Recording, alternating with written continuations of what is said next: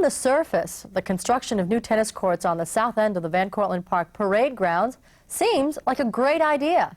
But as Gary Axelbank found in this investigative report, below the surface, there might be a problem.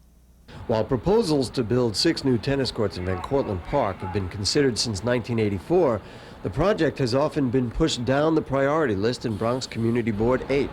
However, local tennis players insist that the need is there and the time to build is now. These courts were built in 1962. Of course, at that time there weren't many tennis players, and they were adequate. Okay. They have not been refurbished because of the budget crunches. All they can do is, like every 3 or 5 years, they will put a new surface on, which, as you can see, with changing weather, temperatures, and all that crack.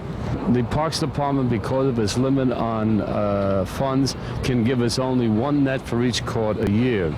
We sew them up continuously, but they're so cheaply made that they don't last. So we have to do with these.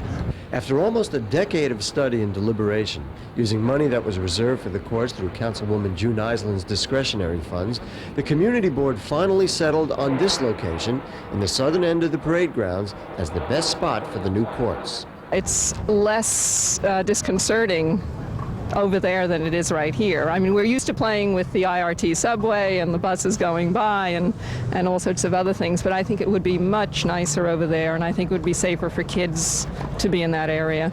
It would seem like this is the best place for tennis courts. There's mass transit nearby, there are bathroom facilities. It's a beautiful setting and lovely to play tennis in this area. But really, is this spot the best place to build? We have 1,200 acres here. And out of the whole park, this is probably one of the richest areas in historical aspects and sites, probably of all New York City. There's a pre-colonial burial ground that was started in the late 1600s.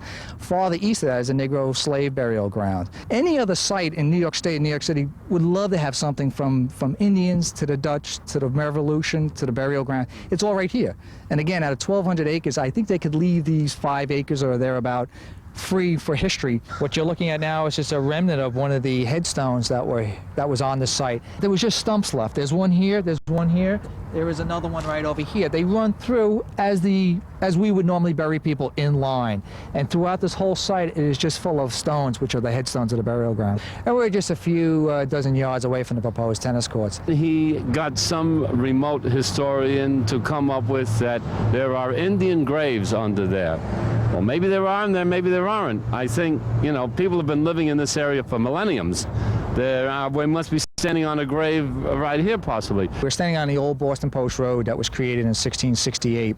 To bring it into perspective, you try to think of George Washington during the American Revolution. George Washington rode down this road, the old Boston Post Road that was, again, built in 1668, on November 21st, 1783, on Evacuation Day, as he went back in triumphantly into New York City. He had another discovery that George Washington encamped there for a night. Well, I have a value for historical sites, I think, like any reasonable person. However, this particular area, the parade grounds, is totally used for recreational facilities.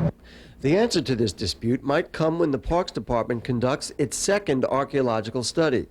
But according to Ostrander, even this won't make it a viable plan. They told them only go 18 inches, and that's all they dug. Well, the chances of finding anything in that depth is probably very good. They're not going to find much. And the fortunate thing is they still found stuff even at 18 inches.